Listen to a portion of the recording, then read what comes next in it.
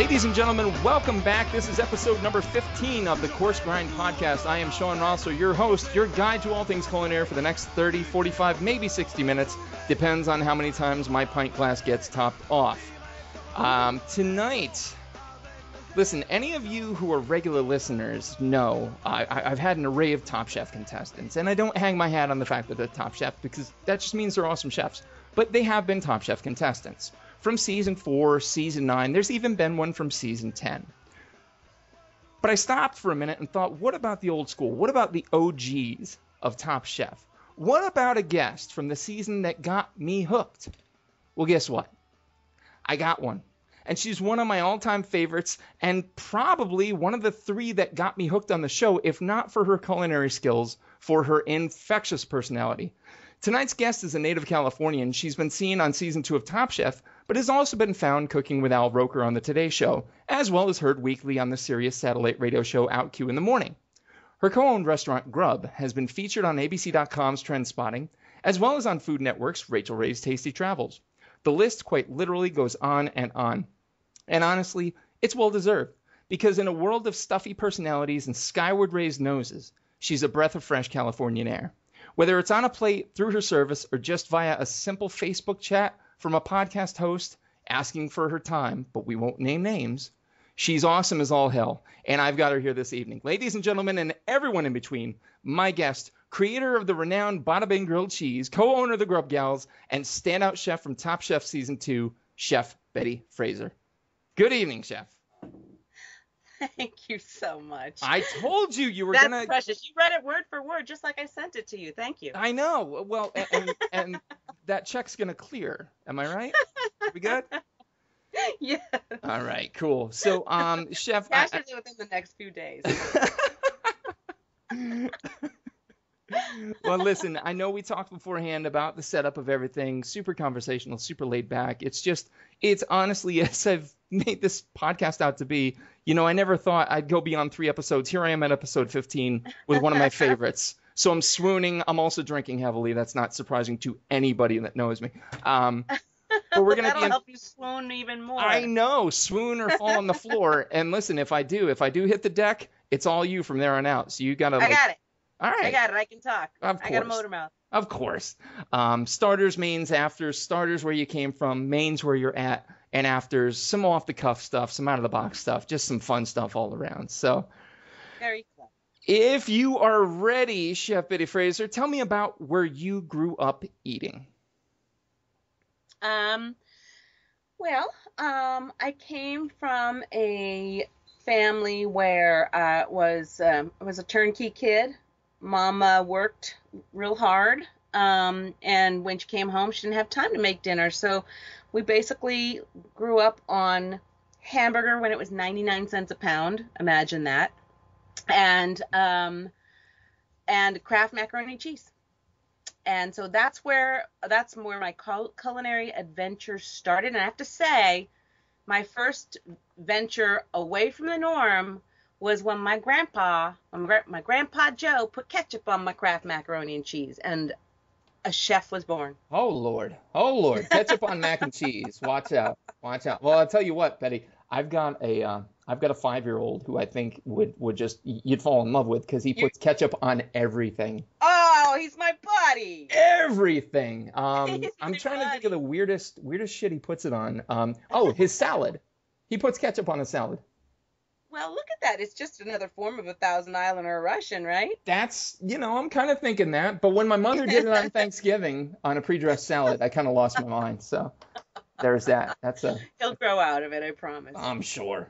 So, given that turnkey, background, the hamburger, mac and cheese, I mean, what kind of an eater would you consider yourself to have been coming up? Well, I didn't really get my foray into culinary it took an interesting turn, because originally I was an actress singer, and I lived in San Francisco. I had always wanted to be an actress and a singer, studied for it since I was like 8 years old, and that's what brought me to Los Angeles.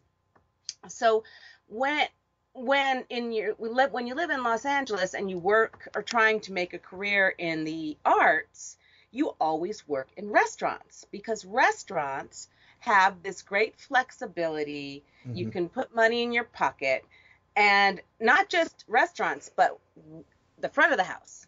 So I actually worked in restaurants, but as a waitress, and I loved it. It was fun. There was something about the food and the creation of the food and talking to people about the food, which turned me then into being curious about making the food. And coupled with that, this is actually very true. When I was younger, there weren't a lot of girls named Betty. So when I came across my mother's Betty Crocker cookbook, you know, the old one with the red and white gingham cover. The red and white gingham cover, yeah. Yeah, I was like, oh my gosh, there's another person named Betty. We must have something in common. So I really enjoyed reading recipes, and I would test it every once in a while. But at that point, you know, again, I was still into the arts and acting and singing. And then when I moved here to LA, and I was working in a restaurant, and I met another girl who loved to cook. And she and I weren't even friends. I actually didn't like her very much. She knows this now, so it's okay if I say it. And I had heard through the grapevine that she was interested in starting a catering company. And she loves to tell the story that I would never talk to her. Her name is Denise. She's my business partner now.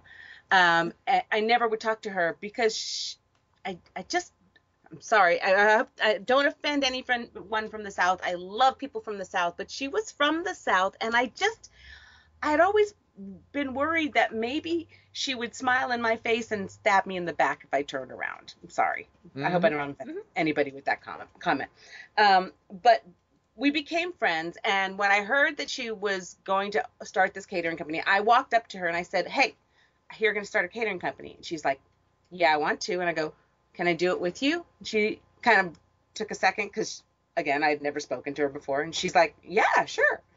Turns out she is the most wonderful person I've ever met, has the biggest heart, very giving, is not that, cliche that I thought, so bad on me. And we started a catering company. Just two girls who really had a strong passion for food. We had no culinary training except for working in restaurants. And so we taught ourselves.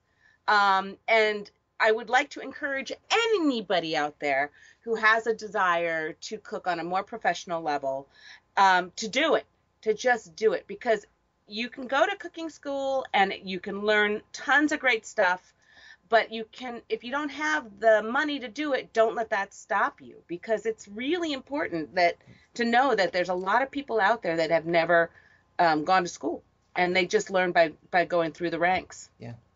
But we started a catering company, and every year we doubled our business. So we knew we were on the right road. And after it was probably 7 or 8 years of cooking out of renting kitchens, we ended up finding a space, and that space was just supposed to be for our catering company. But as we were kind of cleaning it up, and this is in a really cute part of Hollywood where all the post-production is, and post-production is basically where after they've filmed, they clean it up with editing and sweetening sound and piecing it together. It's where all of the editing houses are. So all of these people in film and television were coming up to us as we were cleaning up the space, and they're like, "Hey, are you going to open a restaurant?" And the first couple times we were kind of like, nah.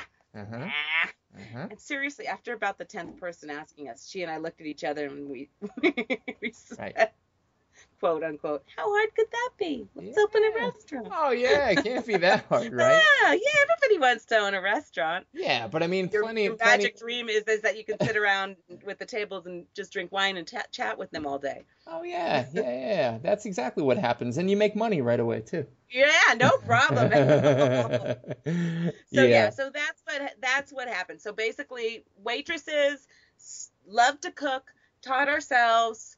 Really, the passion kept growing, learning more and more and more, and finally went in and opened our own restaurant with no investors, no business plan, just an absolute passion for what we were doing. I love it, and that comes through so strongly, honestly. And I think having been culinarily driven my whole life, a little bit of time on the line, but more than anything, just tired of the meat and potato farm town scene. I started striking out, and it's just that love of it, and it comes through. And so as soon as I saw you doing what you did, and you caught a little shit for it on the show because you weren't classically trained, but man, classical training can only take you so far. It's like you can send somebody to school to be a teacher, no question, but you can't teach a teacher. A teacher's got to be a teacher day one.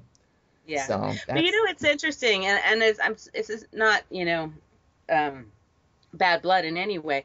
I think that in the early competitions, I really didn't talk much about my focus being comfort food. I think that when I started to feel kind of pressured, that was my go-to, because I was like, well, this is what I do. This is what I focus on. But if you remember, I won a lot of the early challenges. Yep, you certainly And then they started to pick me apart because I went and said things like, well, I do comfort food. So that was kind of what they went after me for. Yeah, believe me, Wikipedia has a list of my IP address a mile long from today, because I was looking up and down every episode. what happened, just to refresh my old conjured memory. But yeah, it seems like there's such a problem with comfort food. Why? Because it's comfortable? That's stupid. Isn't that what you want to do? Now I see almost a turn back to it a little bit. That comfort food is becoming more of a driving force.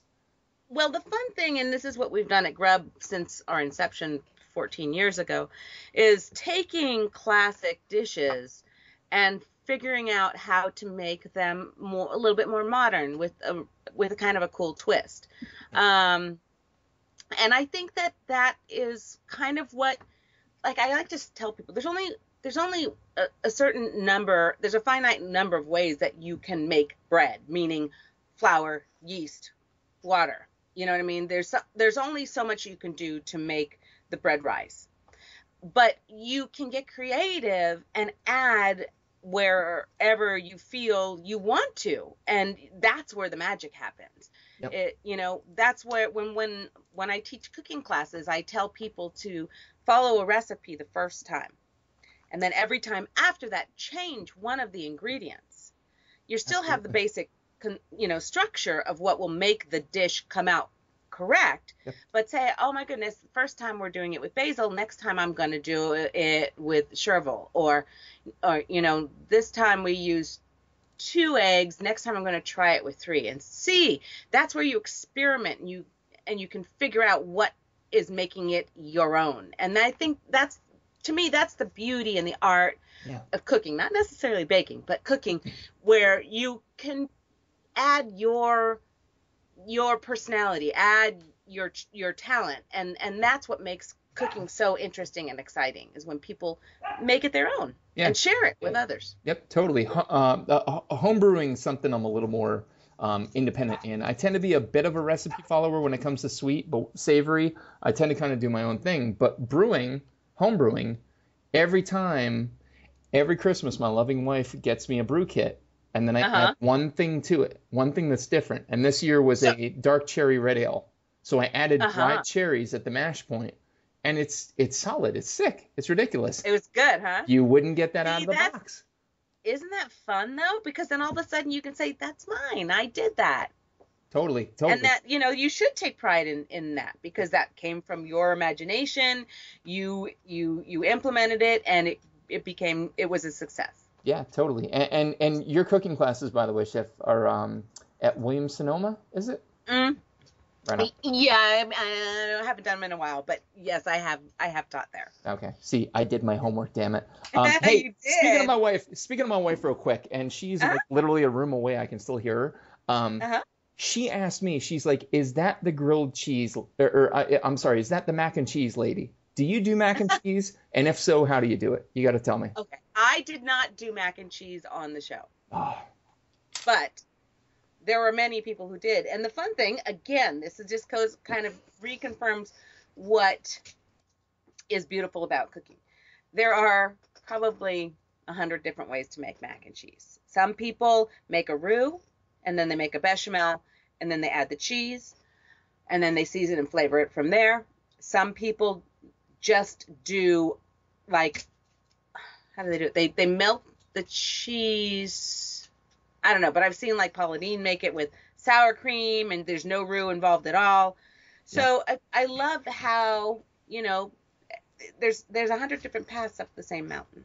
Yeah. And at the end, you all get to the top and eat lunch. That's right. Episode number 10 was with Sarah Gruenberg from season. Oh, please shoot me now.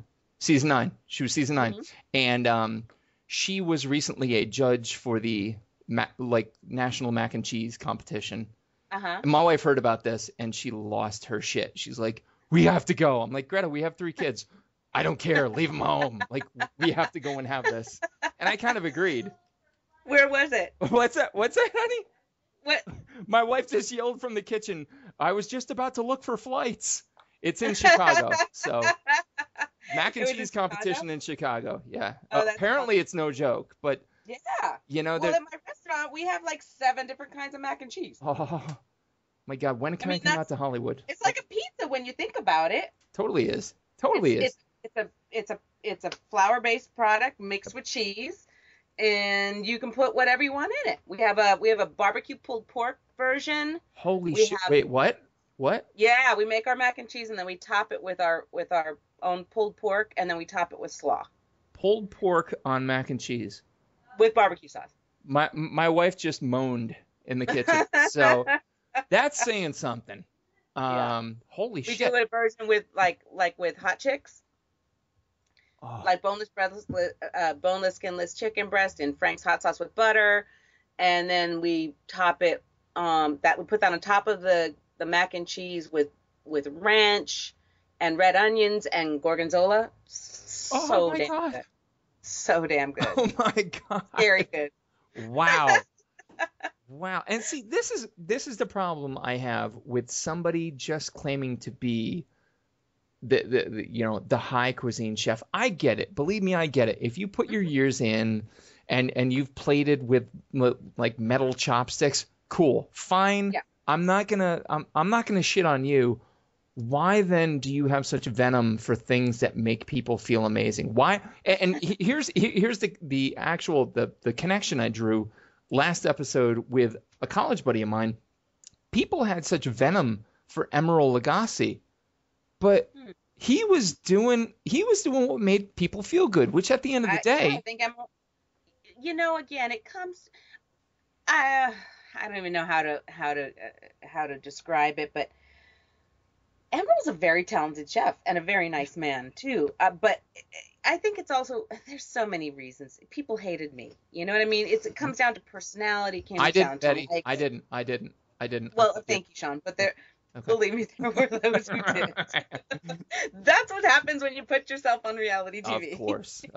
I will say I got more love letters than I got hate. That's probably a love call now. That's right, man. But that's one of the. I mean, not to change the subject, but that's one of the beauties of putting yourself out there on reality TV. Yep. Everyone has an opinion, and you have to just kind of accept it. It is what it is. My arch nemesis on the show was Marcel. Today we know each other. We have tons of mutual friends, and we'd sit down at a bar and have a drink together. the pressures that we were under when we were filming that show brought out the worst in people a lot of times because, I didn't think I was a competitive person when I went on it, Yep. but it comes out. Yeah. It comes out. And it's more, I was never into sports where I wanted to say, I gotta win. It was more just that, I take pride in what I do and I believe in what I do. And I want to win this to show that what I do is the best that is out there against these other people. Yeah. And, that's. Yeah. It's totally, and I didn't want to be the name dropping fanboy before, but Marcel Vigneron, he painted himself out to be kind of a villainy, crazy kind of cat, but it's a personality, and it's amazing what they can lose or add in a good creative edit.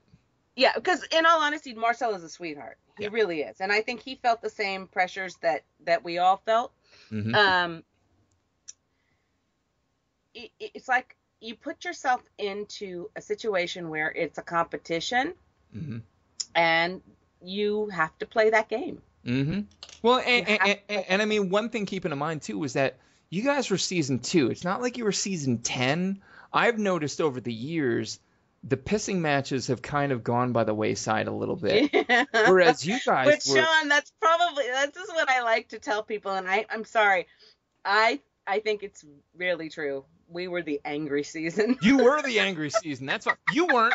I really, again, not just because you're on my show, maybe a little bit, but you weren't the angry person. But like, there were such. Wasn't it? Who was the guy? Trey. Trey tried to shave Marcel's head, right? Or held him down? Oh, Cliff. Or Cliff. I'm sorry. Yeah. Well. Yeah, that's a whole mess. We don't need to. That's a whole mess. Yeah. That was supposed to be a joke. It was never supposed. I wasn't there, but I heard because I'm dear friends with Elia. That was not supposed to go down like it went down, and it was unfortunate. Yeah. And I'm glad nobody got hurt. Yeah, totally. But going back to the comfort thing, just for a minute, one of the most important interviews I've ever seen, and this is completely, by the way, ladies and gentlemen, apparently episode 15 is where I lose my goddamn rails, and I'm just talking with Betty, and this is phenomenal. This might be 2 hours, so if you're hungry, grab a snack. One of the most important moments on culinary TV I've ever seen was when Anthony Bourdain sat down with Emeril Lagasse. Mm-hmm. I don't know if you ever saw this. It was on No Reservations, back in the No Reservations days. And he went to New Orleans, Bourdain did, and he sat down with him. And Bourdain kind of looked nervously across the table and says, I realized I've said some pretty fucked up stuff about you. And Emeril's Bourdain said that to Emeril? Yeah, in so many words or less. And Emeril kind of shrugged his shoulders and went, well, what are you going to do? Kind of the way you just explained it. So, Yeah. Everyone's going to have opinions, like you said. Yeah. Yeah. And I was fortunate enough to have Bourdain taste my food. I have to tell you, the moment he walked through the door on the Thanksgiving challenge, after Elia had lost it, and we were like putting melted chocolate all over everything, and I remember ourselves, it's almost like we were at the cap and it broke. Yep. And then all of a sudden Bourdain walks through the door. As a chef, to see that man, you can't even speak, let alone cook. Yeah. Knowing he's going to be eating your food. That was a pinnacle moment for me as a chef. It was he hated my food, and I'm okay with it. Because he ate it. Wow. I can't even comprehend what that must have felt like. He's a superstar. Yeah, he is amazing. And yet at the same time, there's a person that people just either love or hate. There's no middle ground with him. Yeah, no, too. And that's a very good example. Thank you for putting me in the same category. I totally agree. I think you are in the same category, Betty. When I come out to Hollywood. Free dinner. So all of this, watch how I bring this back, folks. So all of this stuff from being an actress singer from 8 years old brought you to this love of food. See how I'm bringing it back? Listen in close. It's gonna happen. Talented. No, I'm not. Not at all.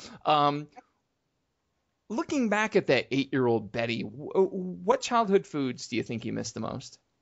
Like, is there any one in particular that gives you like this pain? Like, I miss that. I wish I could eat it again, but. Okay. The things that come to mind are my grandma, on my mom's side, we always did Thanksgiving dinner, and that was just a fantastic family memory because, the food was good. She made this amazing shrimp salad that my sister has beautifully replicated every Thanksgiving for us. Really? There's also trying to think. I at a very young age learned to make because my godmother lives in Mexico City. She's an American who lives in Mexico City, and she taught me how to make these cookies called Mexican wedding cakes. And they're so good. I haven't made them in forever. Look what you've done. You brought that memory back. I'm so sorry. Don't yell at me, Mom. These are little cookies. They're very basic. We basically I think they're flour, sugar, butter, baking soda, and maybe crushed walnuts or crushed almonds. And you roll them up and you put them in the oven. And as soon as they come out of the oven, well, they're still piping hot. You have to throw them in powdered sugar, in confectioner sugar, and the sugar melts to the cookie, and then you roll them again once it's cooled again so it sticks. Those things were so bloody good. And I used to lick my fingers while I was rolling them. Oh, that sounds really disgusting, being in the culinary world that I serve food to other people now. But only I and my family would eat them. So yeah, we can totally edit that out too. No worries. It's really disgusting. It's awesome. It's Betty Fraser from season 2. People getting butthurt about it. Shut up. But that's the one thing that I really loved making was with those little Mexican wedding cakes. Oh, great. God, they sound amazing. Yes, you need to make them. I mean, nothing rolled in sugar is ever bad. Beer in it. All right, I'm getting on it. By the way, you need to. You know what you need to do with your cherry beer? You need to make a brine. Ooh. You need to brine like a pork tenderloin or something with it. I could. I could also brine my liver. It might be good. Your own. I don't see what I did there. It's a play on words. Hey, so you've got this Thanksgiving shrimp salad and Mexican wedding cake, which sounds ridiculous. Sounds just like my introduction. Apparently, diabetes inducing. But growing up, at that 8-year-old point, who is your greatest culinary influence? Who really made you? Now, you mentioned that being in the hospitality industry, winning tables made you want to do that. But do you think there was a point earlier on that you looked at food differently? Well, it's a good question. I mean, the only thing that really sort of pulled me was that Betty Crocker connection. Because my mom, God bless her, she can cook now, but she was too busy, working and raising us. It's not like I'm from an Italian family where we would have Sunday night dinner every week. I really think it was the Betty Crocker connection. Because to me, that was always part of me. As a young child, I didn't know anybody else named Betty. Anybody. And so every time, and actually it's really cute on our catering kitchen, on our door, it must be Betty Crocker. A friend gave me a piece of the box, and it says, "Anything is possible with Betty." And we taped that up, and it's really adorable slogan for them, but for me, it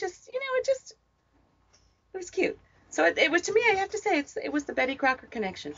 Betty Crocker, damn, that's 15 episodes later, there's the first non-familial influence, Betty Crocker. But I mean, seriously, when you think about that, like for me, honest to Christ, the whole legal potential pedophilia issues aside, do you remember the Frugal Gourmet? I realize that's a hell of an intro for anything. Yeah, you know what? I used to watch. He was a bit more entertaining than Julia herself. Yes. At that point, I really didn't know what they were doing. Yeah. I just found them entertaining. But I would watch Julia, and I would watch the Frugal Gourmet. That was what it was called, right? The Frugal Gourmet? Yes, the Frugal Gourmet. Jeff Smith was my shit. Like, he was the reason I started. And I would tune in. My father thought I was, I don't know, male deficient or something. I don't know why.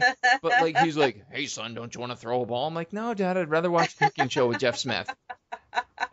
What kind of person? Now, my dad didn't talk like that. So let's just throw that out the window. But, like, Jeff Smith for me, honestly, and I don't want to get ahead of myself because there might be an episode foreshadowing where I'm being interviewed in the near future. So, without getting too far ahead of myself, you know what? Jeff Smith is up there for me. Like, and isn't that funny? I didn't necessarily have, like, my mom. I love her yellow cake with chocolate frosting she makes. My dad, every Monday night, he used to sling sausages on the grill and scallop potatoes, which was, I mean, dope, although cholesterol inducing.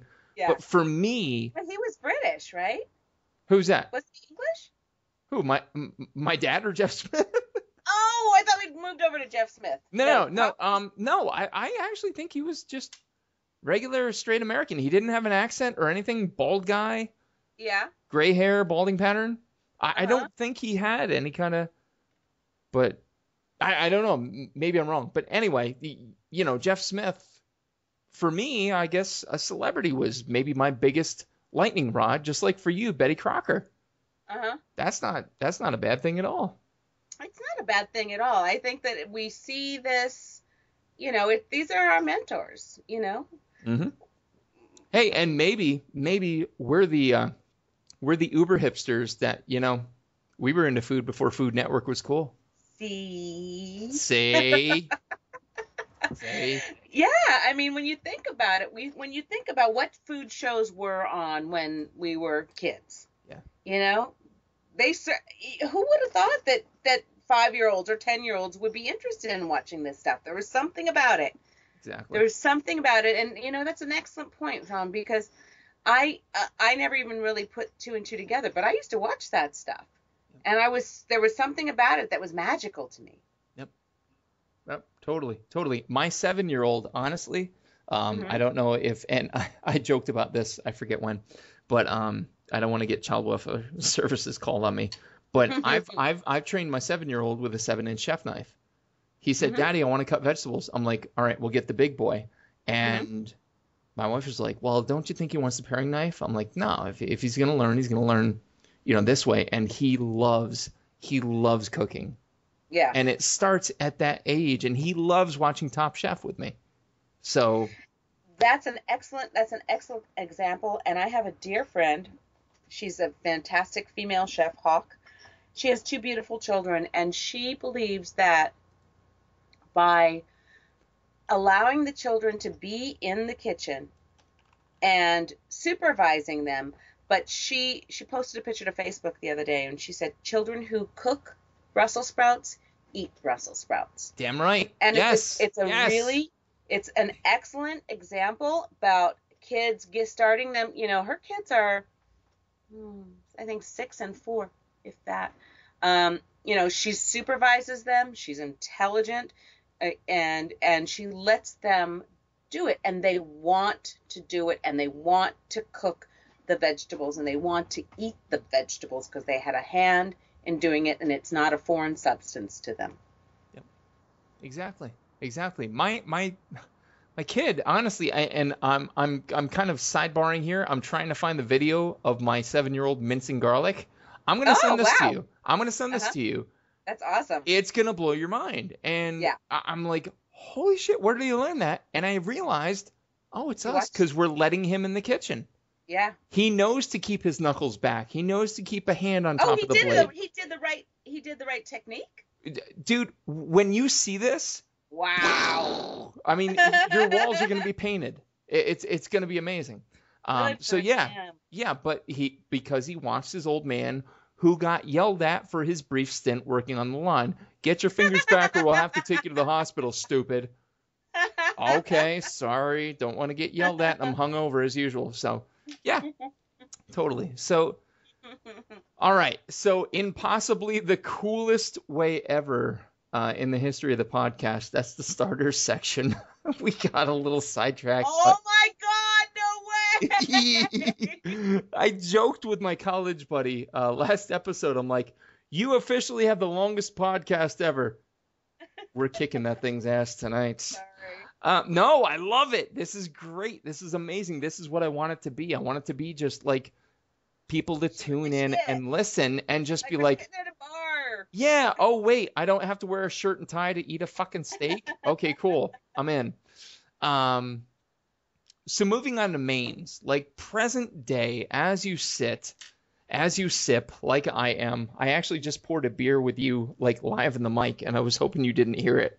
I felt like I was in my parents' basement, like pouring it really quietly, like I hope she doesn't hear.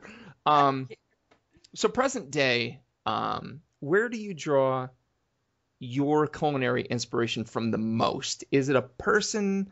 Is it a place? Is it a thing? Okay.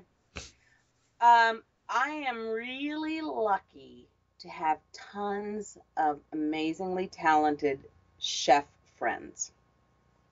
And we have people like Ricardo Zarate and Chris Morningstar and my dear friend Manushka Guerrier and Jet Tila and I mean, the list goes on. And the thing that's so wonderful, like I have this group of friends, we call ourselves the Hoodwink Dining Society. Oh my God, I want in. Can I get a shirt? I actually had to, the night that I went, the night that I was invited, they said, okay, newcomers, you have to sing to be inducted. Nice. And lucky for me, you were in business. So I was inducted into this amazing group of people. And we usually will either go out to dinner together or we will cook together. And I have to tell you, it is one of, like old school potlucks or, old church potlucks. Yeah, covered dish this potlucks, yeah. Do this on a Sunday or a Saturday with a group of 12 friends where everybody brings something. You will have the best time of your life. Totally. Just go out and do it, folks. I guarantee you can start with 5 people. Just have everybody bring a little something and don't feel like, it's a competition. It's really about the love of cooking, and you will meet wonderful people and you will get wonderful ideas of what to cook. And it is one of the most joyous friendships that I have been blessed with over the past couple of years. I love these people. It's amazing. And then on top of that, just the fact that all these friends that I've met through them, we go to their restaurants and we get to be inspired by what they cook and what their point of view is and the produce that they've found and the new fishmonger that they met. And I mean, if you want to be involved in food, everybody eats. So I say that because what I mean when I say that is that the people who can teach you and inspire you are your neighbors and the people who live near you. And totally. Oh my God. It's right out there. You just have to, talk to somebody and say, hey, let's do this. Yep. Absolutely. And you'd be amazed. 1,000%. Because actually, just to give like a very quick history. Episode number 4 of the podcast was with Chef Gary Vatican of Seasons on Main here in Bloomsburg. Mm-hmm. And he is, honest to God, I've stood in the presence of several. I was at one time the biggest Iron Chef Japan fan in the world. I've met Iron Chef Chen. I've met Morimoto. But eating at Gary's place here in Bloomsburg is amazing. And so one Sunday, my wife's, because we became friends. We went to Gary and his partner Michael's wedding. It was amazing. We just become very good friends with them. And one Sunday, my wife said, we should have them over for dinner. And I went, really? So she had the, yeah? And Now, I started so you were nervously nervous. clearing. I was nervous. out of my mind, terrified. But I kind of stepped back and went, they need to eat same as me. They like to eat same as me. Let's make this shit happen. Yep. And sure enough, by the time the beignets were being served, oh my goodness. Yeah, we were in business. Now, I mean, my wife and I are no culinary slouches. Don't get me wrong. Yeah. Today I went to read a book at my 5-year-old's preschool, and it was called The Donut Chef. And by the end of it, the head teacher said, yes, and Mr. Rosler is actually quite a foodie of his own. I'm like, Jesus, I can't escape this shit. Wow. But, kind of flattering, but at the same time, can it scare somebody off? Well, if you have that, title, or if you own a restaurant, yeah, sure, I guess it could. I have to tell you, I don't get invited to a lot of dinners. My God, I would invite you over for dinner in a second if you were ever on this coast. If you were ever on the East Coast, Betty Fraser, you have an open invite. I will make whatever. Well, I will be in Connecticut at the Mohegan Sun Wine Fest this weekend. You heard it here first. Mohegan Sun, Connecticut. That's still a little bit of a drive, but honest to God, if you are ever near here, please, for the love of God, I would love. And I've said this before too to my wife. I'm like, listen, I'd have to get over the nerves. I'd have to take an Ativan or something. But if Bourdain walked through my door, I'd be down to play. Or something too. I'd be down to play. Yeah.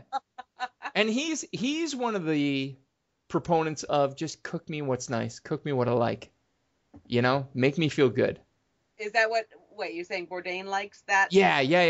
Yeah, just take me home, and to an extent, I guess that's true. So as far as culinary inspirations are concerned, your culinary friends are obviously your lightning rod for you. Awesome. Yeah. Awesome. Yeah, I mean, it's not competitive, but it's really fun when we all think about, because seriously, someone puts it out on a Facebook Messenger with all of us, and they're like, okay, let's do 4th of July barbecue, go. And so then somebody says, I'm going to do brine chicken, I'm going to do, 6-hour ribs, and everybody starts throwing in what they want to add, and it gets exciting and fun, and then we're all looking forward to it. It is really something that I would encourage people to do. It's a great way to socialize, great way to meet new people, great way to build your, if you're a closet cook, great way to sort of get out of the closet. Totally. You heard it here first, folks. You cook together, you eat together. Do it. Make it happen.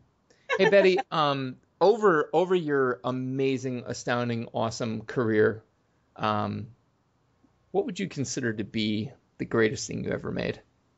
Ever made? Ooh. Ever. Damn. We can go top 3 if you need to. Because I'm sure you do. It really changes. It changes. I think from what I've heard from friends is they really love my Caribbean roasted crab legs, Alaskan king crab legs. Last year I really got into brining, and my dear friend Ed told me that my brine roasted chicken was the best thing he'd ever had. So and that I do encourage people to try brining. It's a great technique. Yes. Not just for Thanksgiving turkey, by the way. Everyone gets all hard up about, Thanksgiving turkey. No. Chicken, pork. Yep.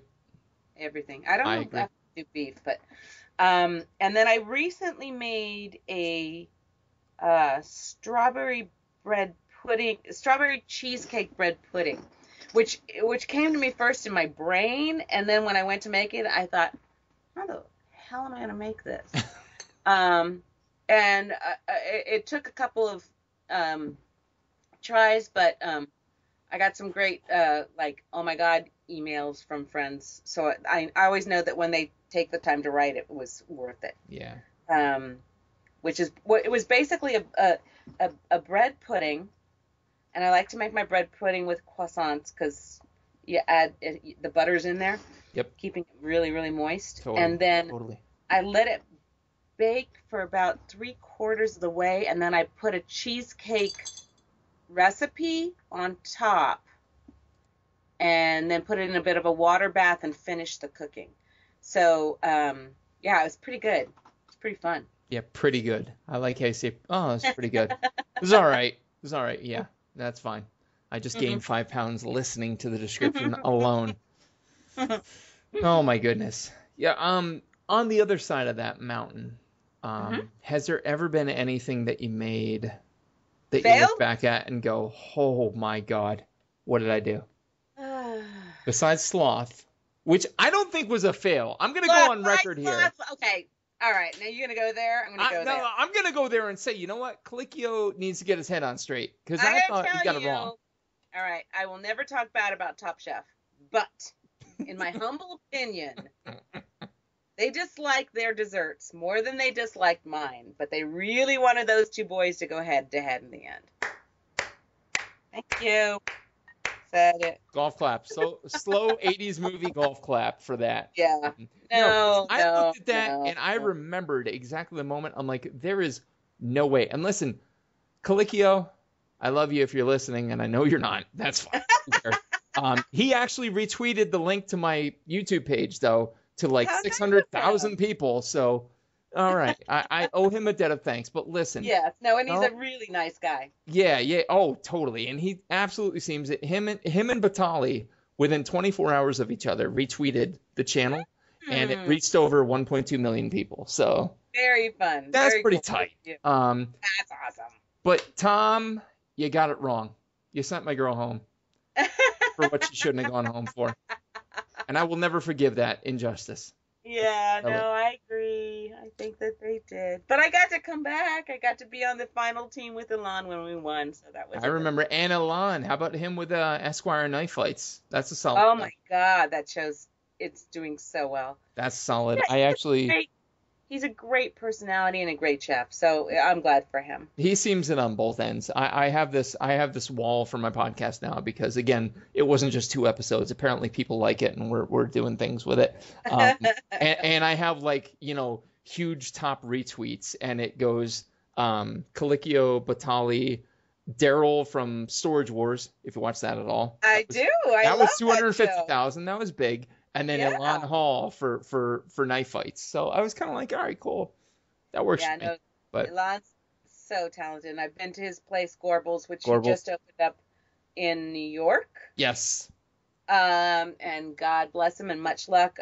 He's an amazing chef. When he cooks, he should have won, and he did. I'm glad. I totally agree. Totally agree. And I mean, again, there's another person who seems like just such a chill human being. And actually, Elan was one of the 3 from your season that got me hooked. So there you go. Yeah. Oh my gosh. It's so cute. Bringing back to that. I remember the first couple episodes. We had no idea what we were getting involved in. Right. Because we were season 2. Season 1 was great, but it was simple, because they didn't have the funding. They didn't have, they had some wonderful chefs on there. Season 1 was a pilot. Season 1 was nondescript. Essentially. As it came. And listen, Dave, if you're listening, I still went on. Martin. Love you, Dave Martin. Please, come on. But yeah, it was a little less than what it was. Season 2 hit it strong. Mm-hmm. Well, I think, I mean, but if you didn't have that Tiffany Dave fiasco, I'm not your bitch. So sorry, I don't know that there would have been a season 2. Harold is an amazing chef, and he should have won, but that I can still remember.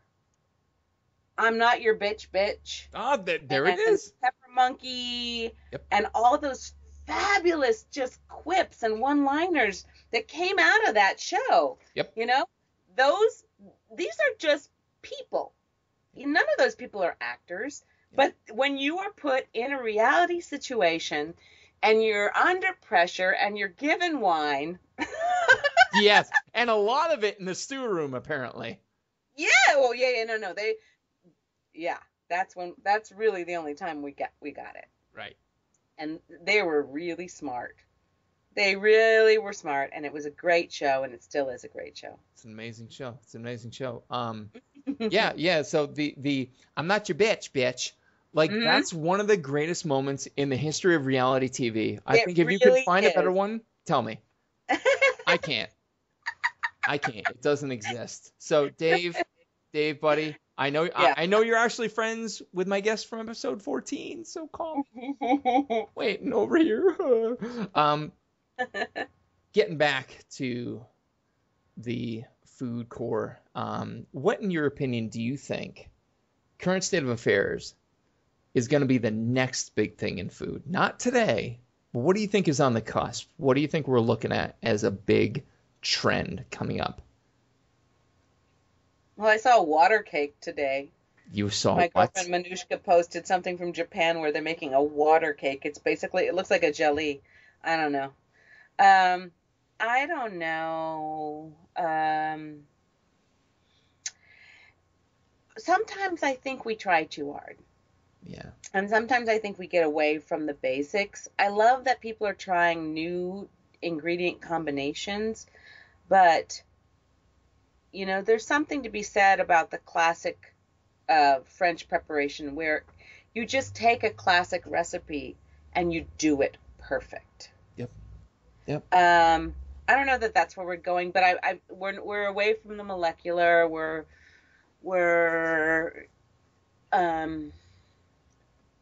I don't know. I still really do enjoy the morphing of concepts. The other day I had a craving for dim sum, and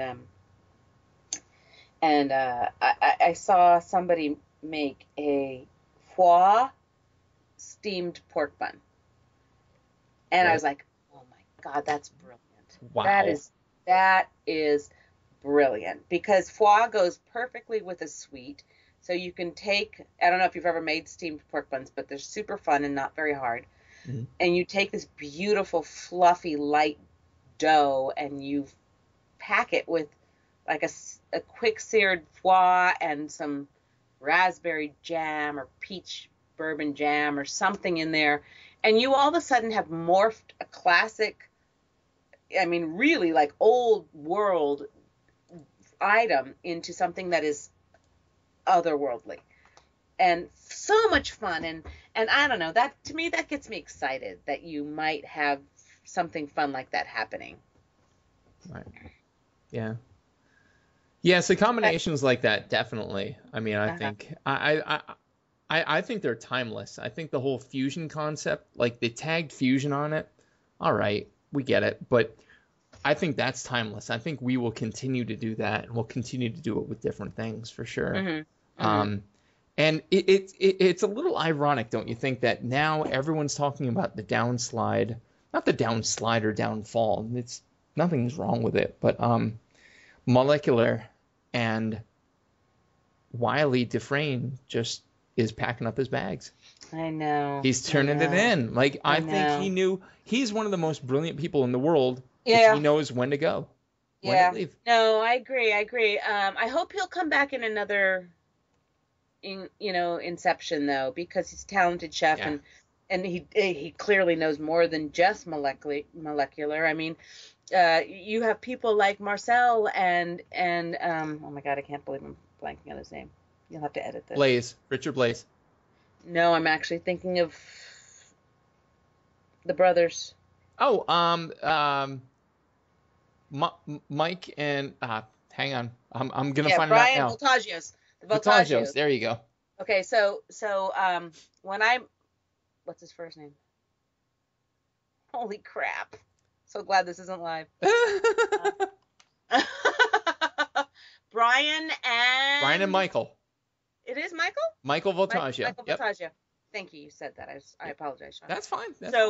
When we went in, when I did Top Chef Masters, yes, we were in the what's the name of that damn what's the name of the damn restaurant? Can you look up real quick? I got it. We're running live. Everybody knows this is a live show. Who gives a shit? Michael's restaurant for Inc. But prior to that, he worked at the Andre. See, you talked me into drinking wine, and now I can't even think. It's my fault. I forgot. Who's the famous Spanish chef? Jose Andres. Jose Andres. Okay, go. so Jose Andres has a restaurant at the SLS Hotel in Los Angeles. When we shot Top Chef Masters there, Michael Voltaggio ran the kitchen. He was the exec chef, I believe. Mm-hmm. And we all saw him, and he was like this hotshot working in this amazing kitchen with all this fantastic equipment. And, you know, the next season he was on Top Chef. So Marcel and Michael worked together on Jose Andres' restaurant. So, I mean, that's a super cool thing that these guys, I mean, they breed. It's like they breed. Yeah. Yep. It's like there's this I agree. Sci-fi collection of chefs coming out of these kitchens. Yep. I agree. I don't know where I was going with that, but basically, just how fun it is that these guys all learn together and they are with these amazing concepts. I actually heard that Marcel just signed a lease to open his own restaurant here in LA. I'm excited to see what that turns out. Oh my God, that'd be awesome. That'd be awesome. Mm-hmm. And you know, the whole molecular thing, if for nothing else, challenges your senses completely, and everybody should be at least interested in it. Don't pass it off as science fluff. I mean, between Mike Voltaggio, Marcel, Richard Blaze, like, there's merit to this shit. Yeah, no, there is, and I will say it's really fun. But I think food also has to be affordable, and sometimes with all of the technique and magical stuff that they need to create that stuff, it really is a special occasion sometimes. Yeah. Molecular gastronomy to me is like tequila. Only every once in a while, because beyond that I can't enjoy it. Because God knows I don't want to end up with a molecular gastronomy hangover.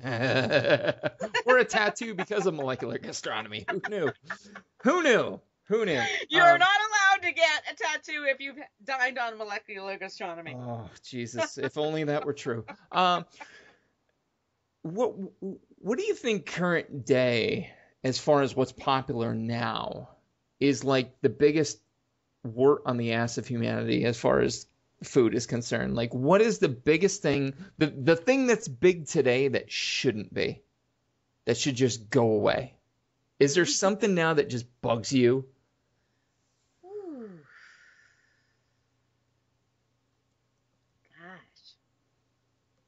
Hold on, give me a second. Well, I mean, I do think that there's a lot of, I don't know, Shawn, I'm sorry. I don't know. I mean, I get a little tired of things that are just reincarnations of people, like say Roy Choi made a great dish and somebody just trying to, you know, I don't know, I feel bad saying this, but morphing it, but they don't make it. Yeah. No, totally. I get it. They're riding the coattails of what Roy did, but can't pull it off. But because of Roy's fame, they're, you know, I don't know. I'm sorry. No. It's quote unquote recreationism. If we're gonna give it a name, let's call it that. Recreationism done badly. Yeah, done really badly. Like, just because you deconstruct something doesn't mean you've done it better. It means you've done it in your own way that might suck. And a lot of times, my problem with that is that that's what I encourage people to do. So, you know, so long as you're not charging somebody, you know, $25 for it, then do it. Try. Totally. That's how people learn. I got you. But it's when they put it out there and it's not as good as what somebody else has already done, and they're trying to ride on those coattails. Yeah, totally. Hey, present day, career-wise, I mean, obviously you love every possible thing about what you do, or at least you really portray that. What's next for you? If there's anything, are you digging on what you're doing so much you don't want to move? Are you going to be doing something else, or what? I love my restaurant. I love being in my restaurant. It's sometimes, I'll tell you, right after you get off a show like Top Chef, your life isn't your own, and you're traveling and you're touring and you're doing all these great other shows, and that's not a complaint. It's just the truth. Yep. And that exposure is wonderful because it does help to have people become interested in what you do and come to your restaurant. Yeah. I'm getting back to my roots and I'm spending more time there and I'm building that. But also by living in Hollywood, I have these great opportunities to film and be asked to film and to be on other cooking shows. And the one that I'm excited about now is the one I've done with one of my best friends, Manushka Guerrier, who is an amazing chef, and she was on Private Chefs of Beverly Hills Yep. on the Food Network, and she created this show called The Dinner Bash, and basically it's kind of like Sex and the City meets it's as if Sex and the City was with 3 fun female chefs. So we basically, how, well, you may not, but your wife would know how when girls have bad relationships and you feel like you need to talk to somebody, you get together and you drink wine and you eat. But a lot of people who don't know how to cook. Having a bad relationship. She's got the best thing humanly possible. Yes, of course. But before she met you, Shawn. Right, there had to be a That's what time. I'm saying. Okay, maybe she did that before me. I get you. Go on, please. So basically when girls need camaraderie, you gather with your friends. You either go out and have some cocktails and, eat some great appetizers, or, you get together at someone's house and you might order pizza. But with the Dinner Bash, we talk about relationships and we cook. And that's how we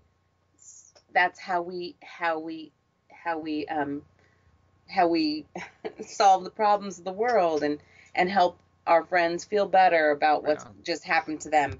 And on the Dinner Bash, we do that, and we trash talk, and we also share recipes, and we cook for our friends, so we share our love, and then we serve it up on a plate. That sounds ridiculous. And by the way, just so everybody knows, I've got a video feed. You're not going to see video when you listen to this, but she just had her dog licking her face. So just in case anyone's wondering, she's got a dog. Hi, puppy. It's cute. It's really cute.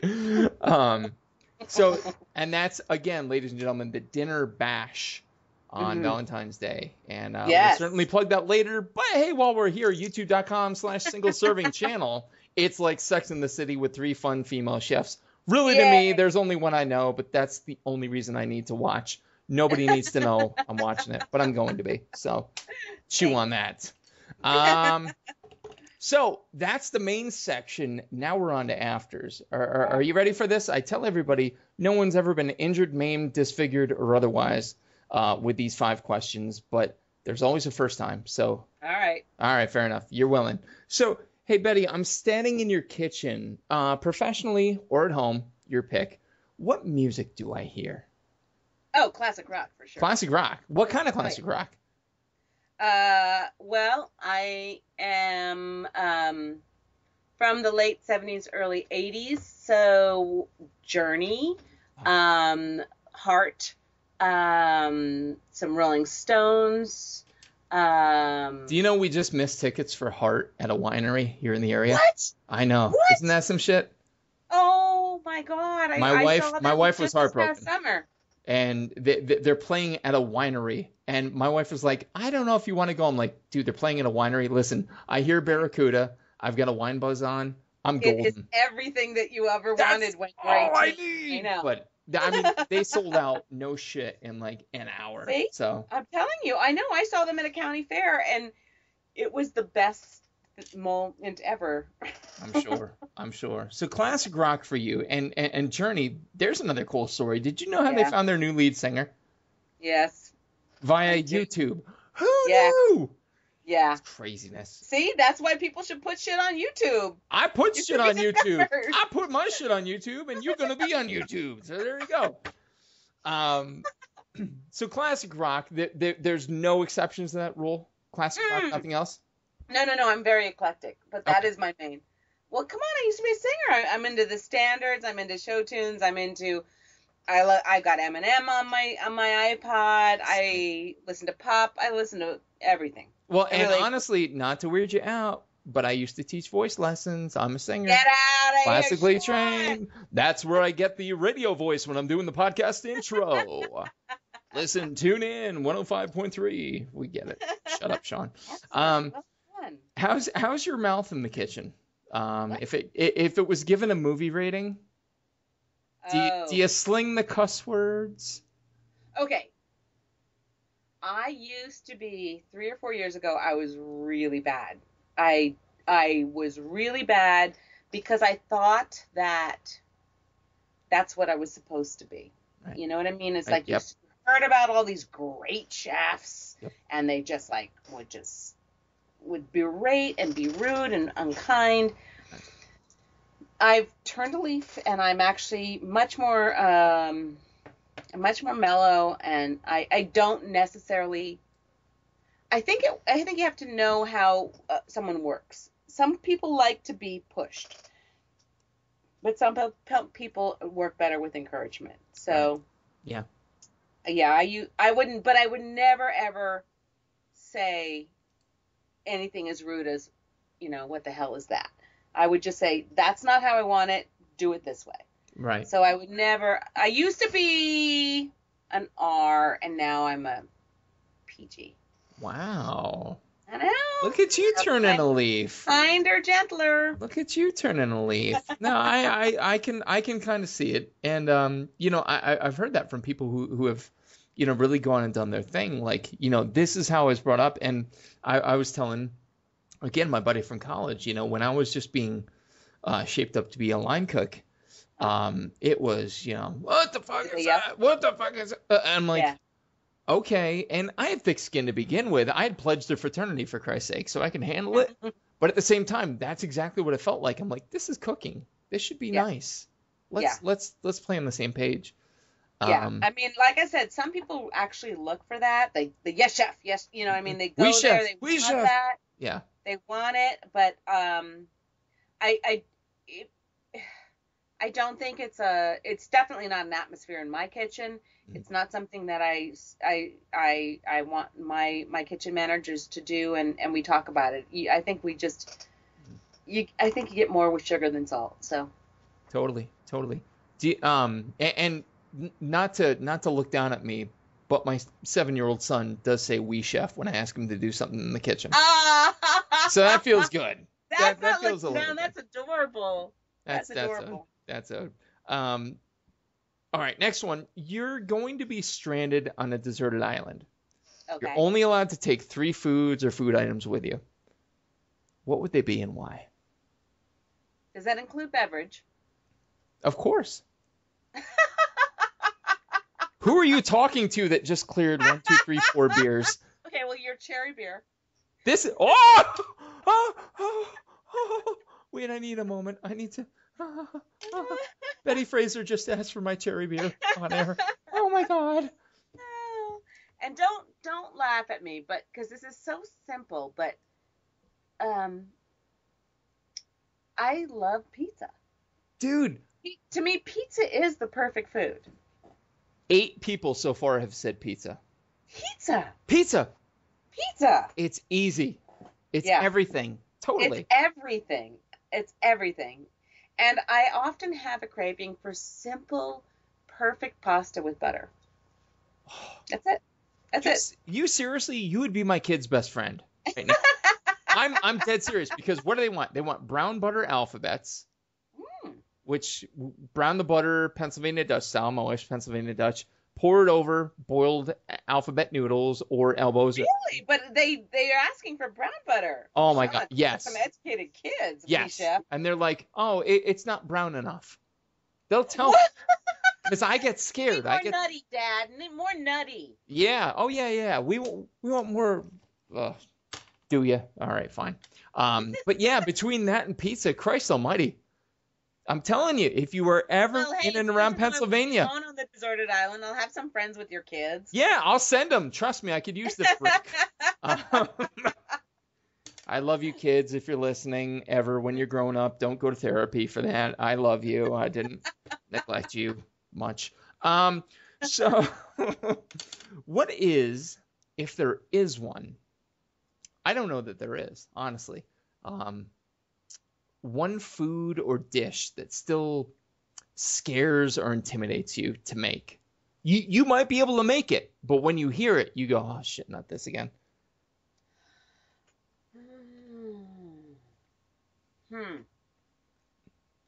I have to say that goes to baking.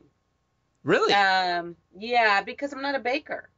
And my problem is that I hate to follow recipes because I never feel like it's my own if I follow a recipe. And my business partner always likes to, like, she lovingly yells at me when I create a proposal for an event, and it includes some outlandish baked dish or dessert dish where she can't create. She's the dessert girl, where she cannot create it because it doesn't work out. So for me, the thing that I fear is my mind conceptualizing something that can't be created. Does that make sense? Wow. Yeah. You know what I mean? Because we all get inspired. We're like, oh my God, I want a creme brulee with like 4 layers of chocolate. And then, well, actually, you saw me do it on Top Chef. Yes, I did. I did the creme brulee with the nuts added. And the second my love, Marcel, took the torch to it, the nuts started to burn. I'm like, oh my God, of course the nuts are going to burn, you idiot. That's what happens. Had I sold it as a burnt nut creme brulee, I probably would have won. I mean, listen, anybody listening, any guy listening hates burnt nuts, so let's just move on past that. My God, we're getting into nut humor now. Jesus Christ. Oh God, but Shawn. yeah, no, totally. I absolutely understand what you're saying, that, sometimes the mind vaults past the ability or vaults past the possibility. But but don't ever stop that mind, because that mind is what gets you there, right? But just make sure that it's not like, this thing that has to be done versus, hey, I'm going to try this out. Just for fun. Just for fun. Let it happen. Let it happen. Yeah, no. Whenever I have a large event, it's always tested first. Yeah. Yeah, totally. Hey, have you ever read Melanie Denea, My Last Supper? No. Oh my God. It's amazing to me that folks haven't seen this, and I tip my hat towards Melanie. I'm writing it down. Melanie Denea, My Last Supper. It is a large hardcover book. There's 2 volumes of it now, My Last Supper and The Next Course. Each volume is 50 famous chefs, very famous. On the cover of the second one is Marco Pierre White covering his face with a big round of bread. Wow. And they're all asked the same set of questions. And I always definitely give tribute, because Melanie Denea gave me the framework for this podcast. A set framework for folks that love food as art and who are artists themselves. Wow. And so each chef then is asked, listen, tomorrow's going to be it. You're punching out. Anything you want, anybody you want. So, Betty Fraser. Oh my God! Your ideal My Last Supper? Guests, dishes, music, drinks. What would they be? We know classic rock. We know classic rock. Guest table would definitely be my mother and my sister and my family, and my business partner and my ex-husband. And there's a curveball for you. I got it. What would we eat? It would have to be something just completely loving. I keep going towards Italian, like a big platters of spaghetti and meatballs and those pizzas, but it would be more like flatbread pizzas with like really unique and amazing toppings, and like a communal tiramisu where everybody just has a spoon and dives in. I don't care about double dipping. I'm dying the next day. Who cares about disease? It's uplifting, kids. It's uplifting. Yeah, and you know what? If they all die with me, and then I'll have more friends in heaven. There you go. There you go. I like it. Maybe some roasted meats, like, pork pancetta or something like that. Oh, music, yeah, classic rock. You got to throw in some like huge operas, especially like towards the end of the night. Time to say goodbye.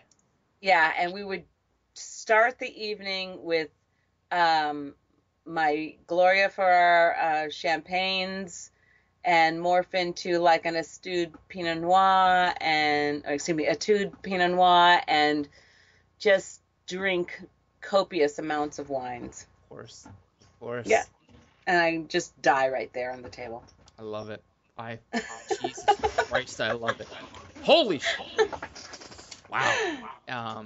And the last question, sadly, I'm not kidding you. I'm sad as shit. I said this about my buddy Crystal. I'm like, oh, I'm sad. It's the last question. I'm really. Oh, the girl that you called a whore? What? You're Chef Crystal. What did I wrote this down? Interview is like a prostitute.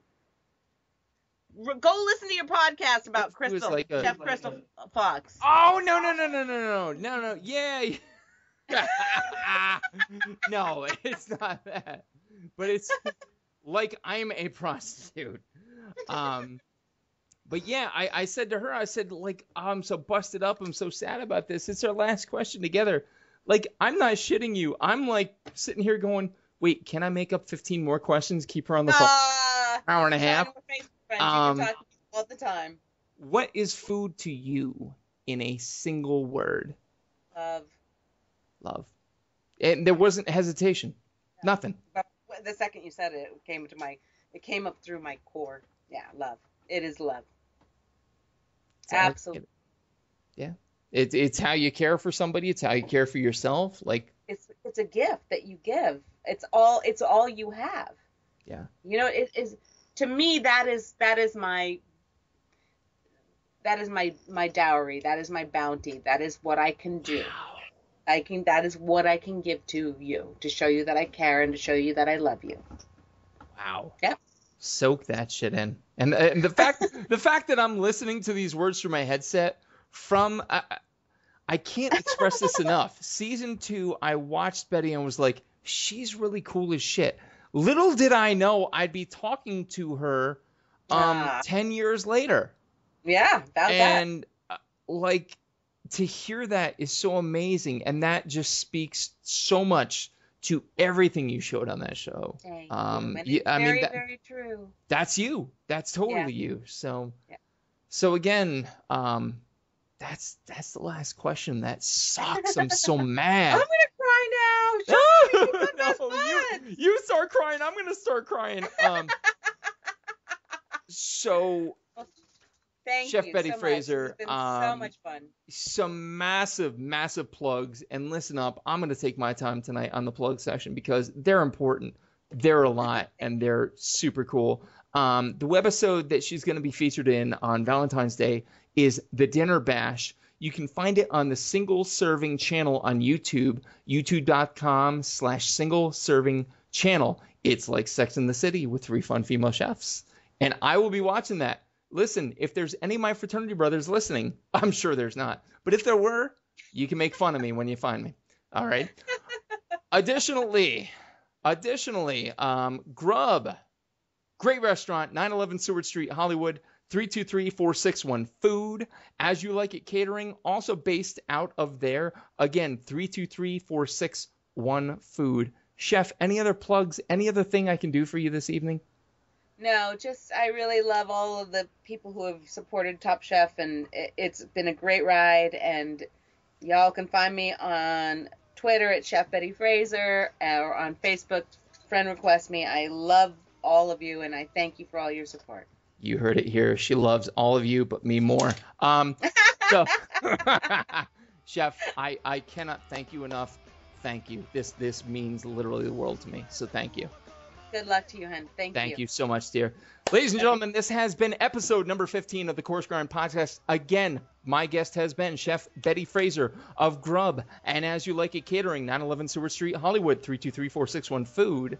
Additionally, check her out on Valentine's Day, that most hated holiday of the year, on the Dinner Bash at youtube.com. She's still laughing, damn it. youtube.com/single serving channel. Check it out, damn it. My producer has been Johnny Robinson, a.k.a. Reverend Johnny Lamoria. Check out his new podcast, Cinematic Pig's Feet, now available on iTunes. And I have been Shawn Rosler, your host, your guide to all things culinary. Be sure to tune in next time, episode 16. It's going to be huge. Check out our channel page on YouTube, and we'll talk to you soon. Take care.